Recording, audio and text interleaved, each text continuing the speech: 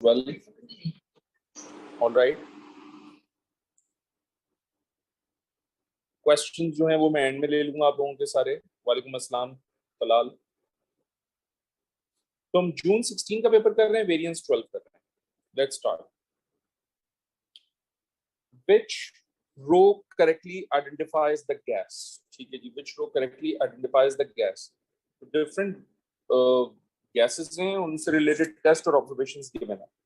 तो सबसे पहला है chlorine gas, damp litmus paper, litmus paper turns blue. नहीं भाई, क्लोरीन ब्लीच करता है लिटमस पेपर को, इसलिए ये गलत हो गया। अमोनिया जो है वो एल्कलाइन गैस होती है, रेड लिटमस ब्लू हो जाता है, ये गलत कह रहा है, ये भी गलत। ऑक्सीजन का लाइम वाटर के साथ कभी भी रिएक्शन नहीं होता, ये भी गलत। तो ए गलत, बी गलत, सी गलत। तो करेक्ट आंसर क्या हो जाएगा बेटा आपके पास? डी हो जाएगा। अलर्ट रहना है आप लोगों ने। हाँ,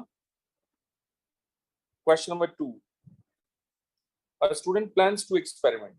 Experiment 1. Find the concentration of a solution of sodium hydroxide by titration with dilute hydrochloric acid. Okay. तो सबसे पहले जो है वो NaOH और HCl की टाइट्रेशन होगी, ठीक।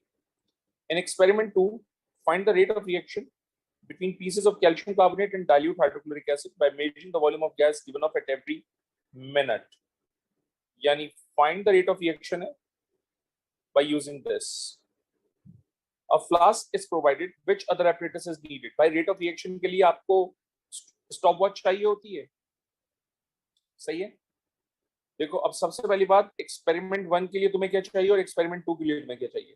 क्योंकि एक्सपेरिमेंट में टाइट्रेशन है, विच इज वाई तुम्हें उसके लिए ब्यूरेट चाहिए, पिपेट चाहिए, कॉनिकल फ्लास्क चाहिए, ठीक है ना। जबकि rate of reaction volume of gas को कलेक्ट करके निकालना चाहते हो, उसके लिए तुम्हें गैस सिरिंज चाहिए और स्टॉप वॉच चाहिए। तो गैस सिरिंज और स्टॉप वॉच कहां पर है? ए में है, सी में है। इसका मतलब कंपटीशन ए और सी में होगा।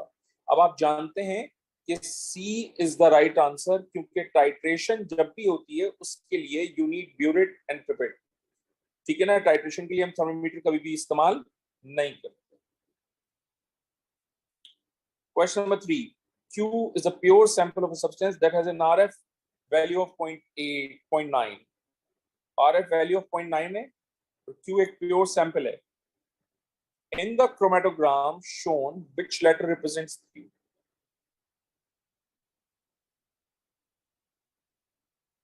So आप क्या करेंगे?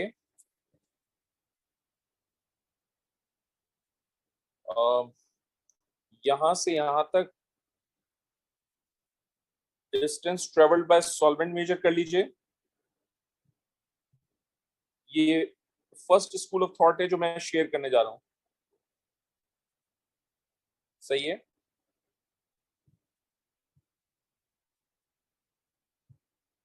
सिमिलरली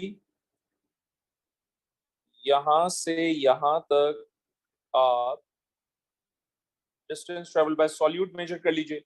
तो स्केल यूज करके हम मेजर करते हैं। Just give me a minute, मैं जरा स्केल यूज कर लूं आप लोगों के लिए।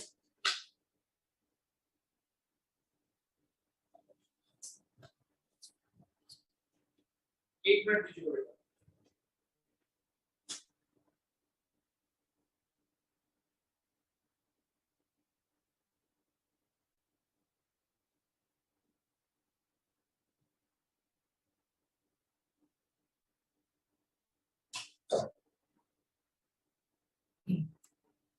अलर्ट रहिएगा। तो देखो मैं यहां से यहां तक distance travel by solvent measure कर रहा हूं। ये है एग्जैक्टली 6 सेंटीमीटर। और मैं यहां से यहां तक distance travel by solute measure कर रहा हूं, व्हिच इज 1 2 3 4। ये है 5.4। तो अगर मुझे आरएफ वैल्यू निकालनी है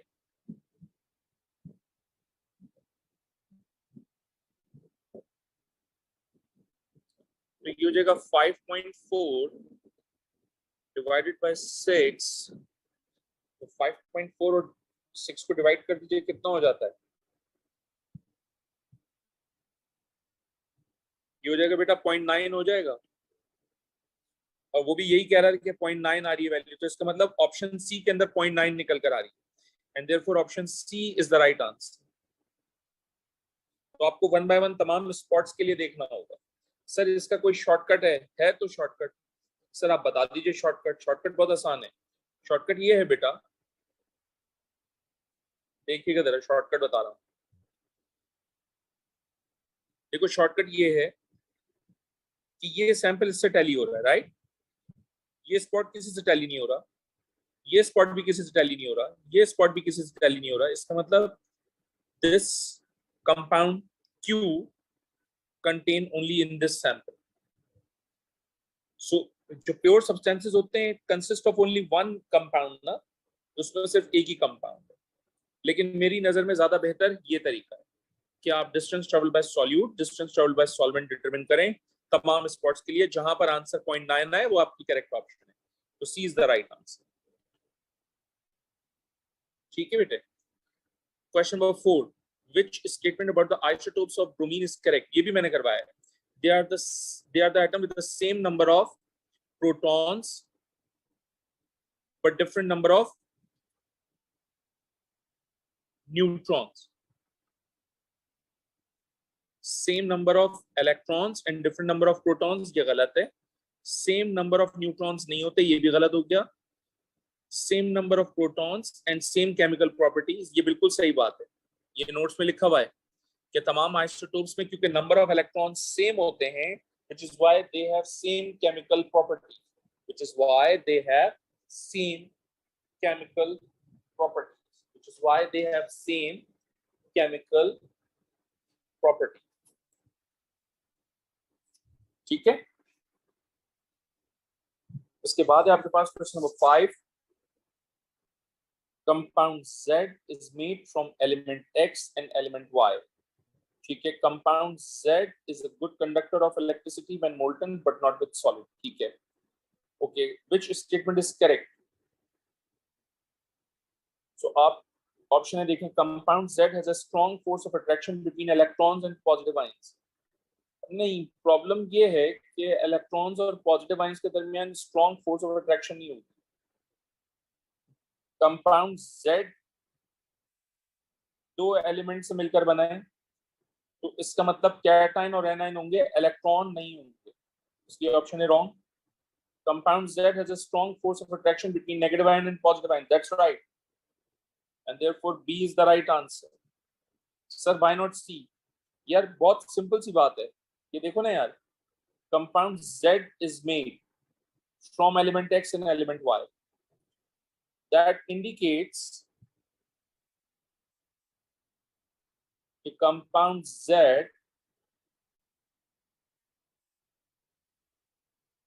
is an ionic compound, और तमाम आयनिक कंपाउंड्स मोल्टन स्टेट के अंदर इलेक्ट्रिसिटी कंडक्ट करते हैं। ठीक है। Question number 6, copper wire is used to complete an electrical circuit. ये कॉपर वायर आ रही है और ये बल्ब लगा हुआ है, ये बैटरी है। ये आपका पॉजिटिव टर्मिनल है, ये आपका नेगेटिव टर्मिनल है। What happens in the copper wire? Copper wire में क्या होगा? Electrons move along the wire to the negative terminal. नहीं भाई, इलेक्ट्रॉन्स की जो मूवमेंट होती है वो नेगेटिव, वो पॉजिटिव टू नेगेटिव होती है in the external circuit, from anode to cathode होती है। ऐसा ही है ना, इसलिए ये गलत हो जाएगा। Electrons move along the wire to the positive terminal, positive ions make to the negative terminal, move to the negative terminal. ये भी गलत हो गया, ऐसा नहीं होता। Electrons move along the wire to the positive terminal, ये बात सही है। Positive ions stay in the position, बिल्कुल सही बात है। पॉजिटिव आयंस वहीं रहेंगे, कहीं नहीं जाएंगे। जाहिर सी बात है, एक चीज ऑक्सीडाइज होकर कैटाइन में कन्वर्ट होगी तो कैटाइन जो है वो एज इट इज ही रहेगा वहां पर, कहीं जाएगा नहीं। एंड देयरफॉर 6 का आंसर क्या हो जाएगा बेटा? सी।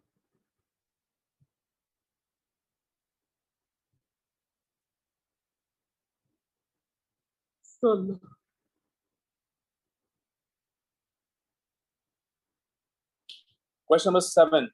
Which statement shows that graphite and diamond are different forms of the same, are different forms of the element carbon? Both graphite and diamond have giant molecular structure. Giant structure तो होता है, molecular नहीं होता, ये गलत हो गया। Complete combustion of equal masses of carbon and graphite and diamond produces equal masses of carbon dioxide and no other product। ये बिल्कुल सही बात है। आप जानते हैं कि diamond and graphite, diamond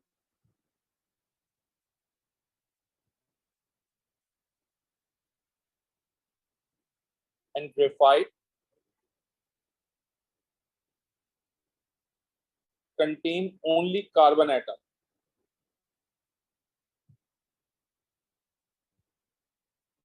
So only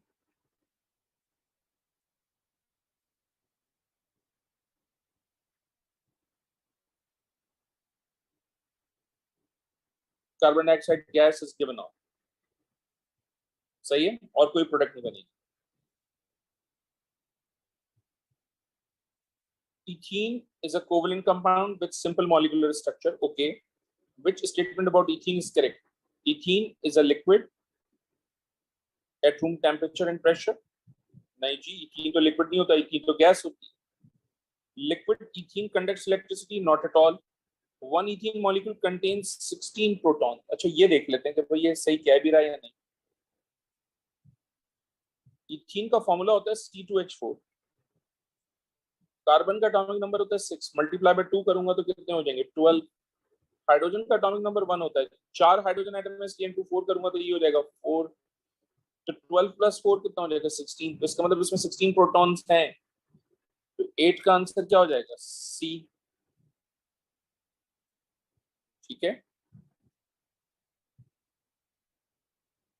question number 9, an organic compound has a molecular formula this, what is the empirical formula of the compound?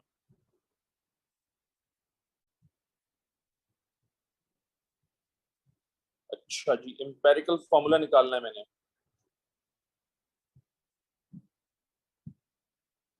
So what we can do is कि ये जो हमारे पास C8H16O4 बना है, इसको मैं 4 से divide कर देता हूँ, ये हो जाएगा C2H4O, ये बनेगा, ये एम्पेरिकल फॉर्मूला है। सो राइट आंसर क्या हो जाएगा, ए हो जाएगा बेटा।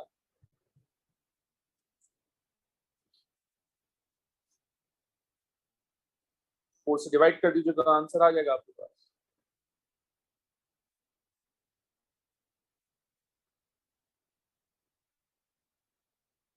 Question number 10, compound P is the only substance formed when 2 volumes of ammonia gas react with 1 volume of carbon dioxide gas।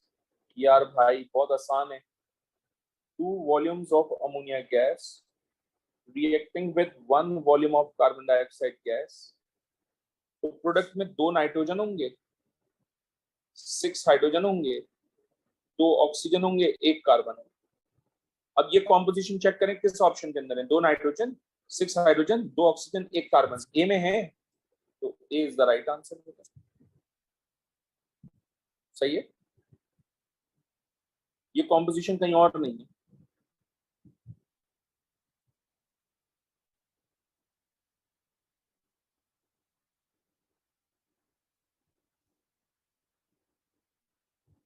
Question number 11,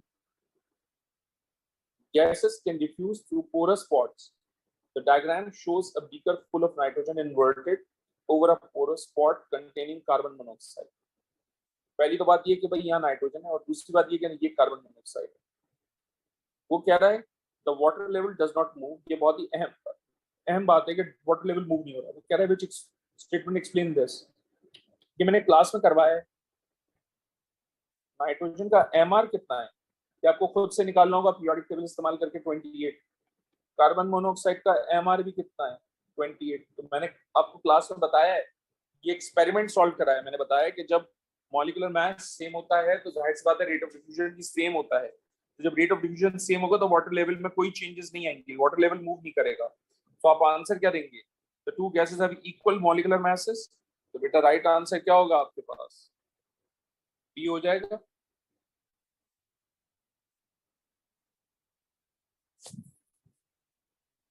सही है बच्चों।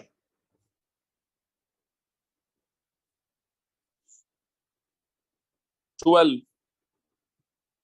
copper is purified by electrolysis, which statement is not correct? ठीक है, purification of copper हमेशा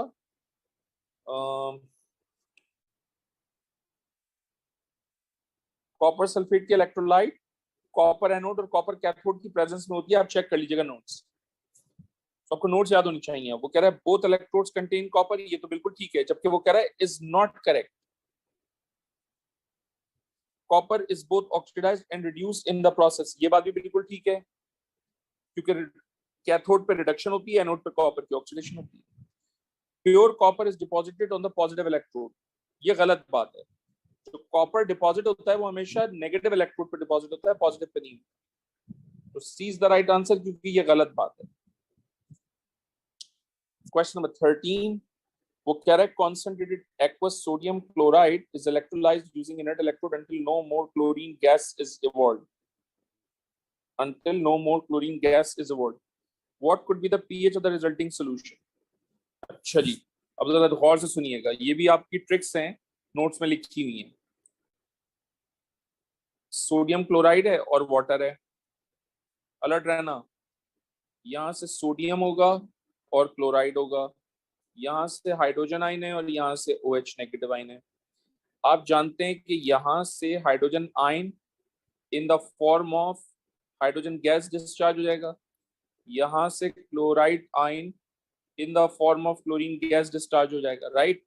now the remaining sodium and hydroxide ions combine together to give NaOH। अब ये जो NaOH आपने बनाया है, ऑब्वियसली ये अल्कलाइन सॉल्यूशन होता है, और क्योंकि ये अल्कलाइन सॉल्यूशन है तो इसकी pH 7 से ज्यादा होगी। तो 7 से ज्यादा pH कहाँ लिखी हुई है बेटा? D में लिखी है, तो D is the right answer. सही है जी, बात समझ में आई कि मैंने किस तरह से जजमेंट की है। Question number 14, ammonia can be produced industrially from nitrogen and hydrogen, the forward reaction is exothermic. ये इंपॉर्टेंट बात है, the forward reaction is exothermic, which change would not alter the yield of ammonia, would not alter the yield of ammonia. Adding a catalyst increases the rate of reaction only. तो आप बता दीजिए कि catalyst has no effect on yield of ammonia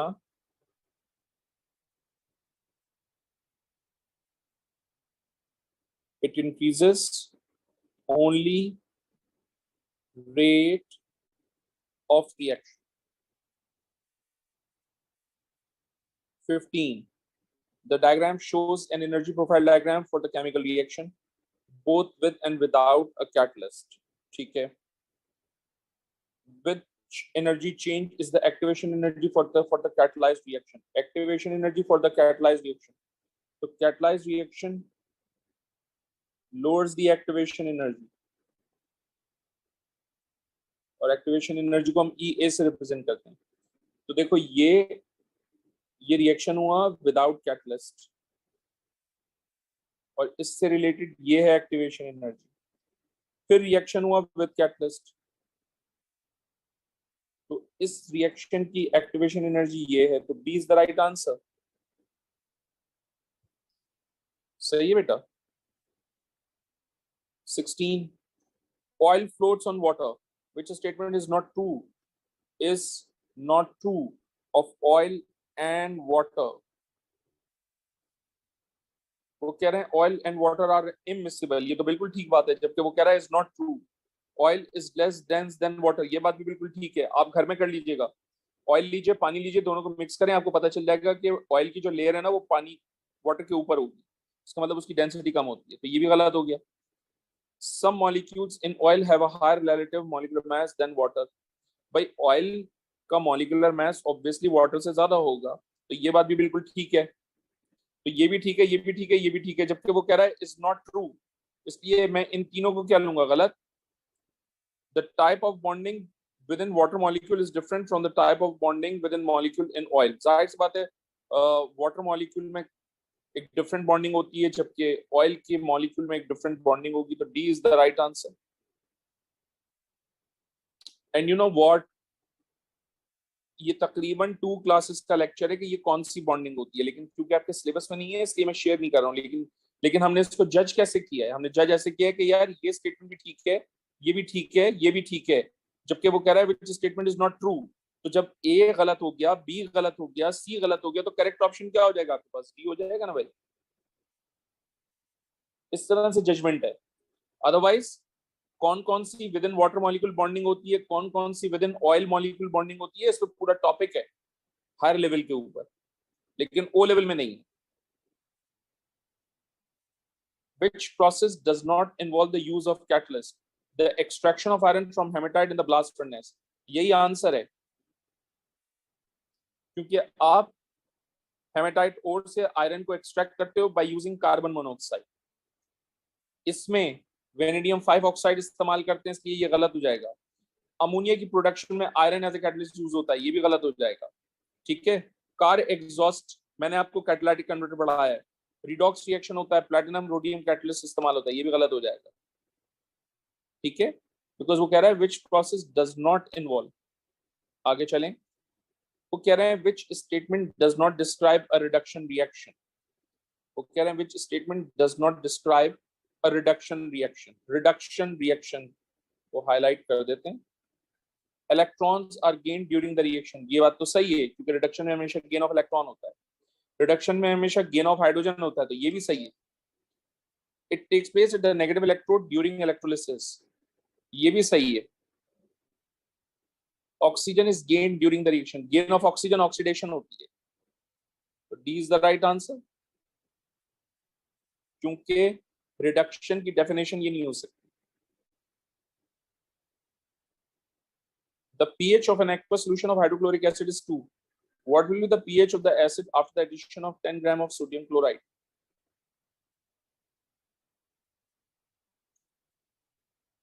अच्छा जनाब, यहां पर एक बात याद रखिएगा,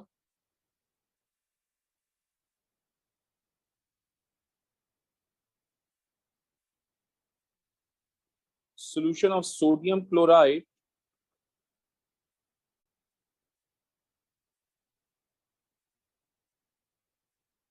is neutral.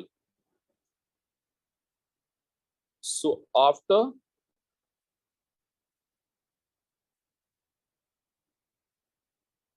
the addition of HCl, pH remains same. इसलिए बेटा B is the right answer. ठीक है, सोडियम क्लोराइड का सोल्यूशन न्यूट्रल है, आप उसमें एसिड ऐड करेंगे तो वो एसिड की पीएच ही रहेगी, उसमें कोई चेंज नहीं आएगा। यहाँ और लिख देता हूं, S there will be no reaction between NaCl and HCl। ठीक है, दोनों के दरमियान कोई रिएक्शन नहीं होगा। Question number 20, 1 mole sample of each of the solid carbonates of lead, calcium, barium and magnesium are reacted in turn with excess dilute sulfuric acid। ठीक है, तो excess dilute sulfuric acid से ये तमाम कार्बोनेट्स रिएक्ट कर रहे हैं। वो कह रहा है which sample of carbonate will release the greatest volume of carbon dioxide, and that's a very tricky method। अब आपको याद होना चाहिए चार्ट, मैंने मेटल्स में पढ़ाया और मैंने बताया कि जिसकी रिएक्टिविटी ज्यादा होती है वो आसानी से डिकम्पोज होता है, जिसकी रिएक्टिविटी कम होती है वो मुश्किल से डिकम्पोज होता है। ठीक है, तो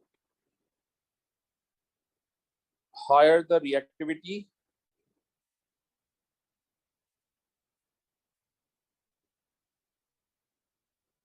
easier the decomposition,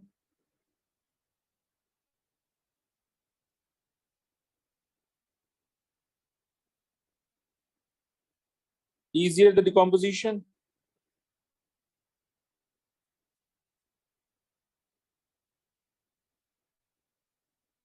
the greater the volume of carbon dioxide evolved। तो इन चारों में सबसे ज्यादा रिएक्टिविटी किसकी है? मैग्नीशियम की है, तो magnesium is the right answer.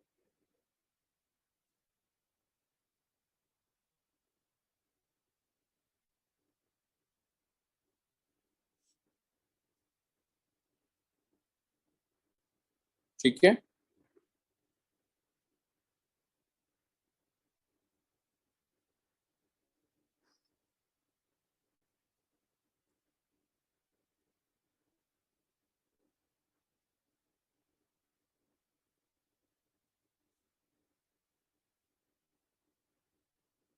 इसमें दो पॉइंट याद रख लो बेटा, एक मिनट। एक तो ये हो गया, दूसरा ये भी रख लो।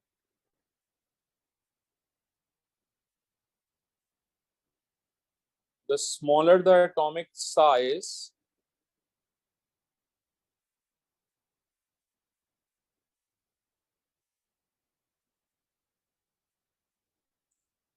the easier the decomposition.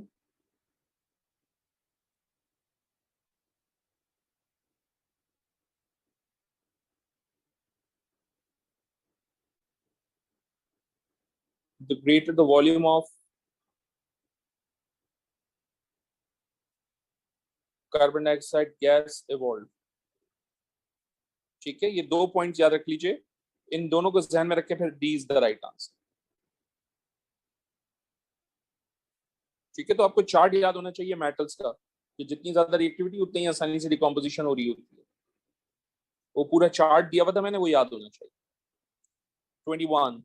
In which reaction are two of the product salts? यार ये इक्वेशन बना बना के देखनी पड़ेगी हम लोगों को,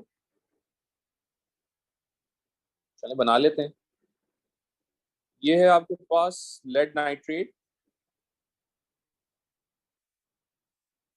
और ये है आपके पास कॉपर सल्फेट। तो लेड सल्फेट के वाइट प्रेसिपिटेट्स बन जाएंगे और कॉपर नाइट्रेट बन जाएगा। तो बेटा इसके बन गए ना प्रेसिपिटेट्स, ये बन गए प्रेसिपिटेट्स, और ये दोनों के दोनों सॉल्ट्स हैं। ठीक है sir, what about this one? भाई ये अमोनियम सल्फेट है आपके पास, आप इसको सोडियम हाइड्रोक्साइड से रिएक्शन करवा लें।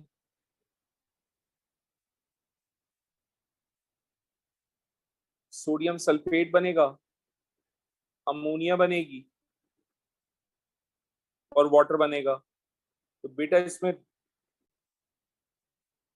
इसमें एक ही सॉल्ट बना, दो तो नहीं बने, ये ऑप्शन गलत हो गया। इसमें भी सिर्फ और सिर्फ एक ही सॉल्ट बनेगा, इसकी ऑप्शन सी भी गलत हो जाएगा।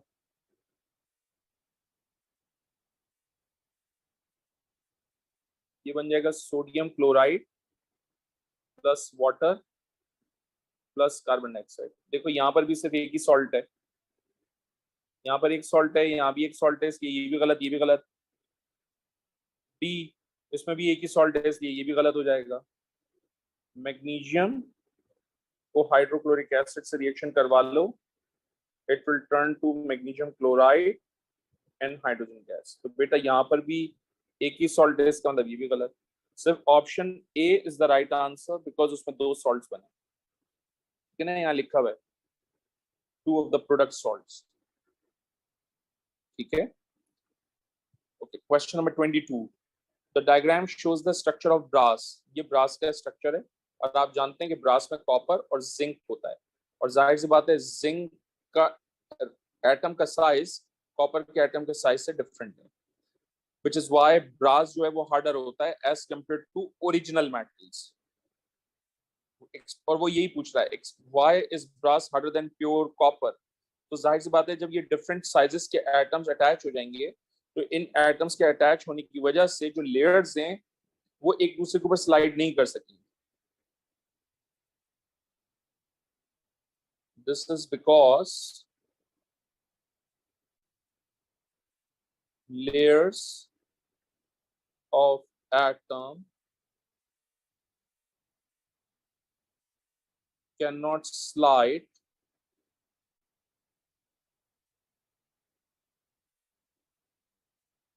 over each other due to the different sizes of the matrix. सही है, अब ऑप्शन देखते हैं. The zinc atom form strong covalent bond. ओ भाई मेटल है, कोवलेंट बॉन्ड थोड़ी बनाएगा, गलत हो गया. The zinc atom prevents layers of copper atoms from sliding over each other easily. बिल्कुल सही बात है, प्रिवेंट कर लेगा, यही आंसर है. तो जो जो बी में वो लिख रहा है वही मैंने रेड में यहाँ पर लिखा हुआ है. ठीक है. 23 from their position in the periodic table, which statement is correct? Atoms of element in group 7 react to form ions by losing one electron. ओ भाई ग्रुप 7 के जो एलिमेंट होते हैं वो इलेक्ट्रॉन गेन करते हैं, लूज नहीं करते, इसलिए ऑप्शन है wrong. Iodine can displace bromine. Iodine की रिएक्टिविटी कम होती है, वो ब्रोमीन को डिस्प्लेस नहीं कर सकता, इसलिए ये भी wrong. Potassium reacts more rapidly with than lithium with water to form the hydroxide and hydrogen. Down the group reactivity increase होती है, मैंने आपको बताया. तो ये बिल्कुल सही लिखा हुआ है कि पोटेशियम की जो रिएक्टिविटी है वो ज्यादा है एज कम्पेयर टू लिथियम, इसलिए पोटेशियम जो है वो वाटर के साथ बहुत वॉलेंटली रिएक्ट करके हाइड्रोक्साइड और हाइड्रोजन गैस बनाएगा, and therefore C is the right answer. ठीक है, ये भी बात नोट्स में लिखी हुई है. मैं फिर भी यहाँ लिख देता हूँ, क्लू बता देता हूँ कि मैंने कैसे जज किया. क्लू ये है कि डाउन द ग्रुप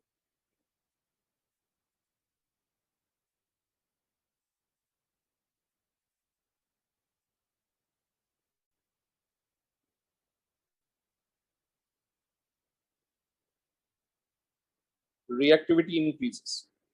ठीक है. क्वेश्चन 24 पे आ जाइए. The table gives the melting point densities and electrical conductivities of 4 elements. Which element is copper? यार आप जानते हैं कि कॉपर ट्रांजिशन एलिमेंट है, तो ट्रांजिशन एलिमेंट का मेल्टिंग पॉइंट डेंसिटीज और इलेक्ट्रिकल कंडक्टिविटी अच्छी होती है, यानी डेंसिटी भी हाई होगी, मेल्टिंग पॉइंट भी हाई होगा और इलेक्ट्रिकल कंडक्टिविटी भी गुड होगी. तो इलेक्ट्रिकल कंडक्टिविटी गुड कहाँ लिखी हुई है? यहाँ लिखा है, यहाँ लिखा है, यहाँ लिखा है. इसका मतलब कॉम्पिटिशन जो है वो ए में है, सी में है और डी में है. अब जाहिर सी बात है मेल्टिंग पॉइंट ए, सी और डी में सबसे ज्यादा किसके पास है? डी के पास है, which is why D is the right answer. ठीक है बेटा, तो आप यहां बता दीजिए. Copper is a transition element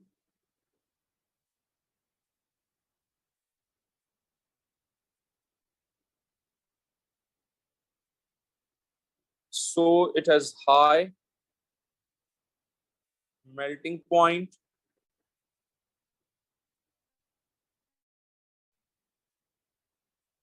and density. Atoms, an atom of an element has 8 electrons only. भैया वो कह रहे हैं 8 electrons only. Which statement about this element is correct?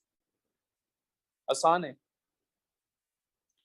It forms an ion with 2 negative charges.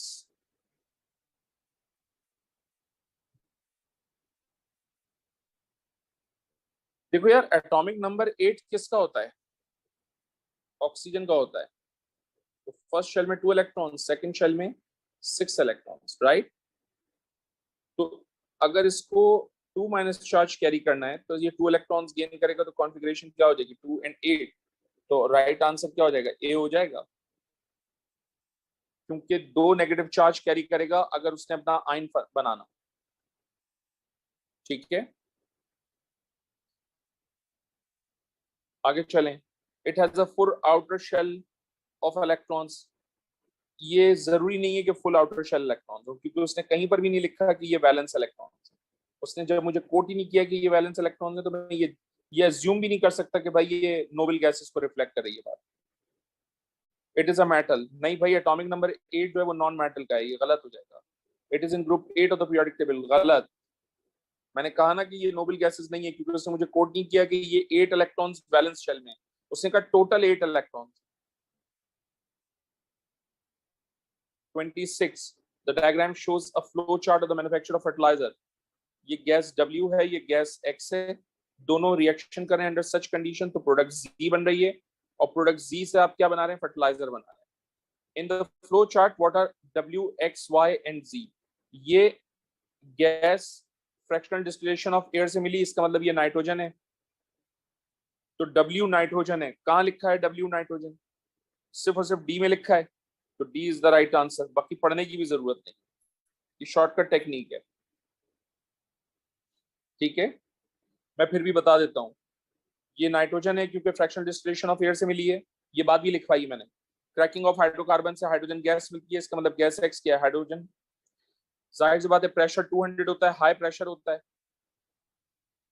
जो product जी है वो आपके पास ammonia होगी, ये डी में ही तो आ रहा है सारा का सारा। तो मैंने पूरा पढ़ा ही नहीं, मैंने सिर्फ ये देख लिया कि भाई ये नाइट्रोजन है और नाइट्रोजन सिर्फ और सिर्फ डब्ल्यू में है, तो डब्ल्यू में सिर्फ डी दिया हुआ है, तो D is the right answer. 27, which oxide can be reduced to a metal by roasting with powdered iron? यार बहुत आसान है, आप जानते हैं कैल्शियम की रिएक्टिविटी, मैग्नीशियम की रिएक्टिविटी और जिंक की रिएक्टिविटी आयरन से ज्यादा होती है, लिहाजा ये तीनों रिएक्शन नहीं करेंगे, सही है, रिड्यूस नहीं होंगे आयरन के। तो राइट आंसर क्या होगा बेटा? बी। बेसिकली क्या होगा? आयरन है, कॉपर ऑक्साइड है, आयरन ऑक्साइड बनाएगा और कॉपर मेटल मिल जाएगा आपको, ये इक्वेशन होगी इसकी।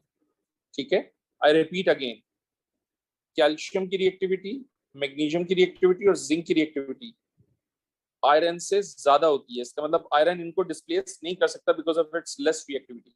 लेकिन कॉपर की रिएक्टिविटी आयरन से कम होती है, लिहाजा वो आसानी से रिड्यूस हो जाएगा। ठीक है, which element if attached to iron immersed in salt water would prevent the iron from corroding? तो भाई अगर आपने आयरन को रस्ट होने से बचाना हो, करोड होने से बचाना हो, तो जाहिर बात है आप एक रिएक्टिव मेटल को प्लेस करेंगे, और रिएक्टिव मेटल कौन सा है? मैग्नीशियम है। तो सैक्रिफिशियल प्रोटेक्शन में बेटा मैग्नीशियम को यूज करेंगे हम to prevent corrosion.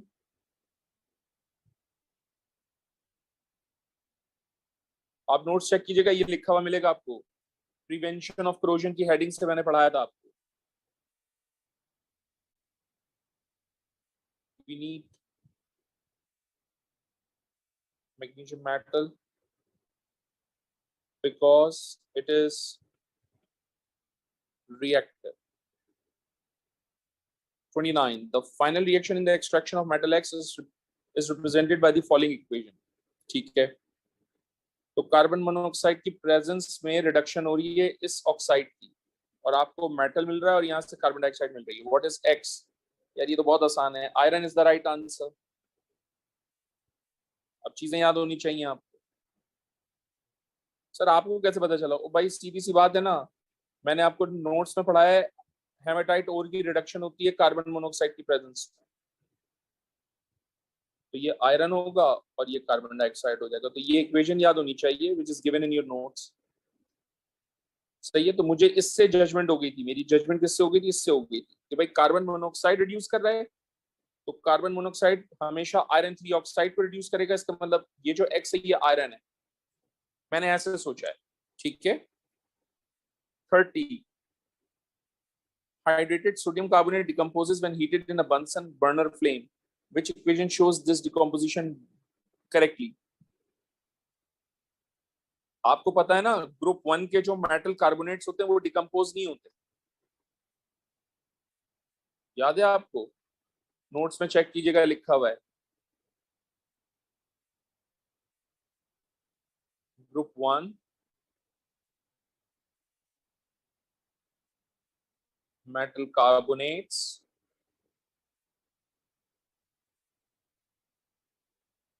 do not decompose into oxides।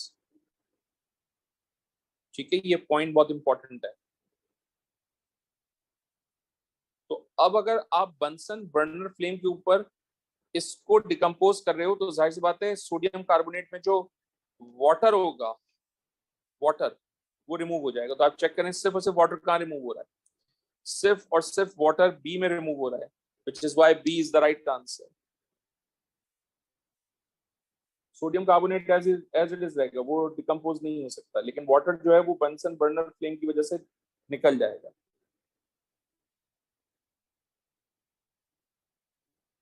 Question number 11, oh sorry, 31. Aluminum is extracted from aluminum oxide by electrolysis. Which statement about this electrolysis is correct? Aluminum ions gains electron to form aluminum. ये तो बात सही है बिल्कुल। तो 31 का answer A है, आपको आगे जाने की जरूरत ही नहीं है। सर फिर भी बता दीजिए, cryolite is added to increase the melting point. भाई it is added to reduce the melting point, इसलिए ये गलत हो गया। Cryolite is added to react with impurities, गलत हो गया। The carbon cathode has to be replaced regularly. और भाई कार्बन एनोड को रिप्लेस किया जाता है, कैथोड को रिप्लेस नहीं किया जाता। और सी मैंने पता है क्यों गलत किया है, क्योंकि स्लैग जो होता है वो आयरन की एक्सट्रैक्शन में आता है, एल्यूमिनियम की एक्सट्रैक्शन में नहीं आता। 32. Which ion is present in both sewage and fertilizer can cause eutrophication when it enters the river? आपको पता है नाइट्रेट्स जो होते हैं वो यूट्रोफिकेशन कॉज करते हैं, नाइट्रेट्स एंड फॉस्फेट्स। इसलिए 32 का आंसर सी हो जाएगा। तो आप यहां लिख सकते हैं nitrates and phosphates causes eutrophication. 33. The diagram shows an experiment to determine the percentage of oxygen in air. ये बेल जार है, आपने कैंडल को बर्न किया हुआ है, ये वाटर है। Which diagram shows the correct level of water after the candle stops burning? जब कैंडल जलना बंद हो जाएगी तो फिर क्या होगा? वाटर का लेवल राइज हो जाएगा, वाटर लेवल राइजेस, ठीक है। और वाटर लेवल राइजेस तो राइट आंसर क्या होगा? सी होगा। सर डी क्यों नहीं है? उसमें भी तो राइज हुआ है बेटा। एयर में ऑक्सीजन 20% होती है, तो जाहिर सी बात है 20% के हिसाब से वाटर लेवल थोड़ा सा राइज होगा, ज्यादा राइज नहीं हो सकता, ठीक है। इसलिए मैंने सी को ऑप्ट किया। तो आप बताइए,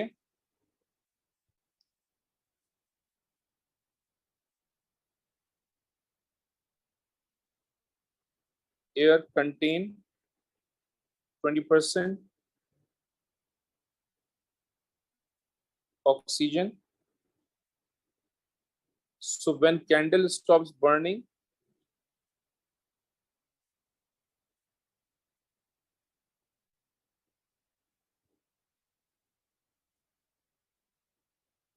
water level increases, rises to some extent.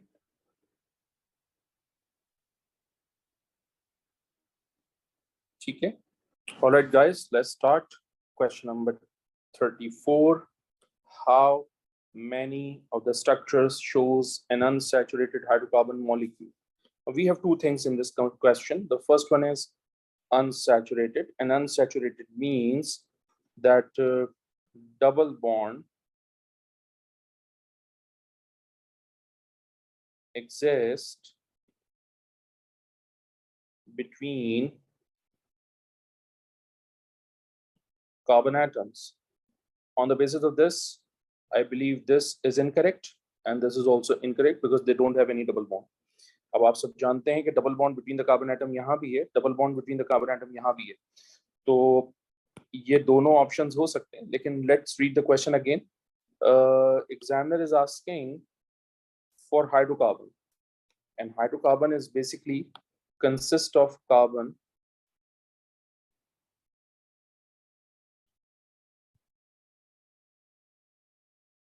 and hydrogen only.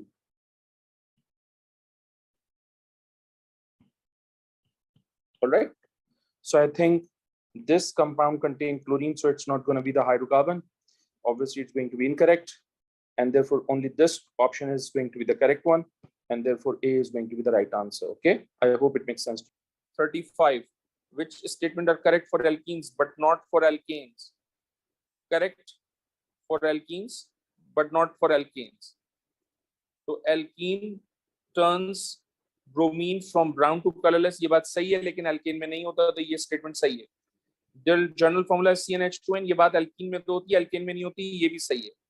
They burn in air to form carbon dioxide and water, बेटा ये एल्केन में भी होती है, इसलिए पहला और दूसरा जो है वो एल्कीन में तो होगा, एल्केन में नहीं होगा। तीसरा वाला जो है वो एल्केन और एल्कीन दोनों में होता है, इसलिए मैं थर्ड को ऑप्ट नहीं करूंगा, एंड देयरफॉर 35 का जो आंसर है वो बी हो जाएगा मेरे पास। ठीक है, फर्स्ट भी ठीक है, सेकंड भी ठीक है, थर्ड वाला गलत है। तो आप बता दीजिए, both alkene and alkene form carbon dioxide and water during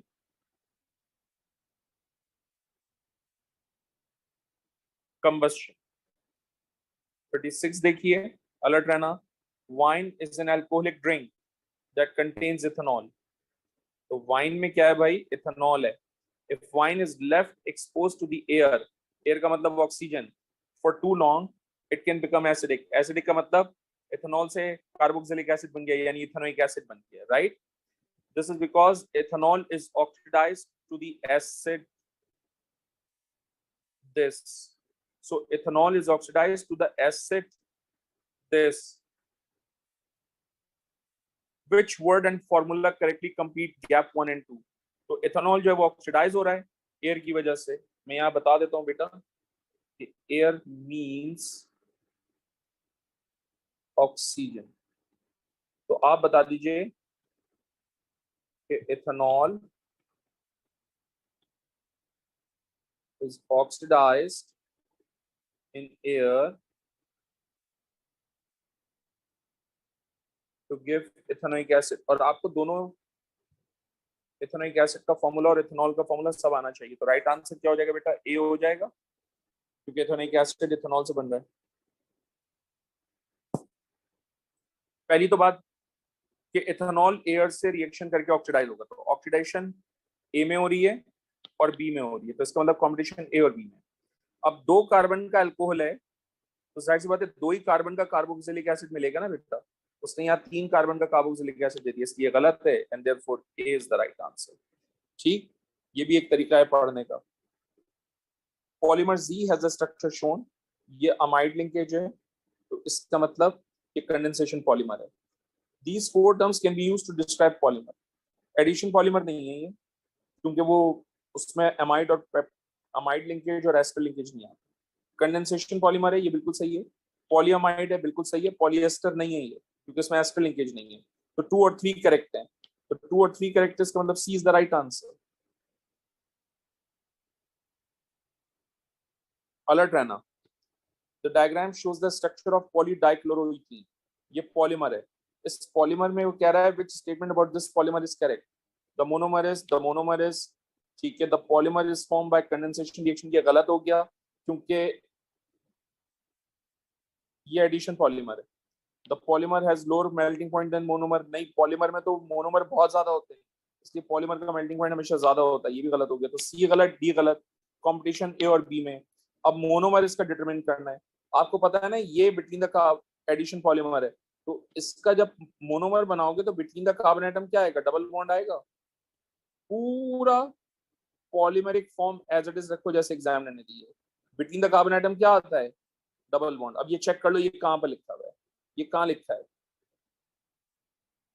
ए में लिखा है, तो A is the right answer.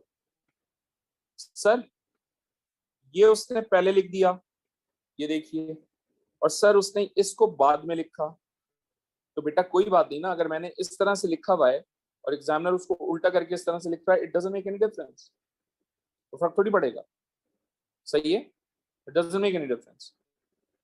हाँ, अगर एक कार्बन से 2 क्लोरीन अटैच है, तो एक कार्बन से 2 क्लोरीन अटैच यहाँ पर भी, ऐसे सोच लो। अगर एक कार्बन से 2 हाइड्रोजन यहाँ अटैच है, तो एक कार्बन से 2 हाइड्रोजन यहाँ पर भी अटैच है, यानी कार्बन के साथ एटम्स सेम अटैच होने चाहिए। ये इसलिए गलत हो गया क्योंकि एक के साथ कार्बन और क्लोरीन और हाइड्रोजन है, दूसरे के साथ भी क्लोरीन और हाइड्रोजन है, यानी अरेंजमेंट ऑफ एटम्स डिफरेंट हो गया, विच इज नॉट पॉसिबल, इसलिए ये गलत है। 39. How can the following reaction be described? Cracking. Long chain hydrocarbon को तोड़ रहे हैं हम शॉर्ट चेन में. Cracking. B is the right answer. ठीक है, तो बहुत आसान है. 40. The structure of 4 hydrocarbons W, X, Y and Z are shown. ये W है, ये X है, ये Y है और ये Z है. इसमें कितने कार्बन एटम है? 4. हाइड्रोजन कितने हो गए बेटा? C4 लाहौल वाला, ये हो जाएगा C4H10. ये भी बेटा हो जाएगा C4H10. ये हो जाएगा C4H8 और ये हो जाएगा बेटा C3H6. आगे चलते हैं. Which row is correct? Isomers of each other.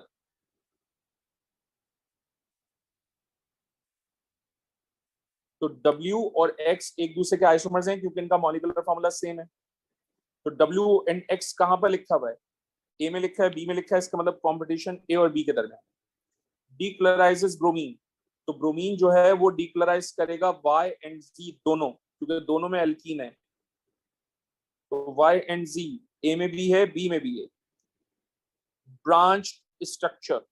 Branch structure W में है और Y में. तो W और Y कहां पर है ब्रांच स्ट्रक्चर में? A में है, तो A is the right answer. Branch मैंने पढ़ाते हुए कहा था आपको अल्काइल ब्रांच होती है. इसको कहूंगा मैं अल्काइल ब्रांच, इसको बोलूंगा मैं alkyl branch. These are the alkyl branches. Label कर देता हूं.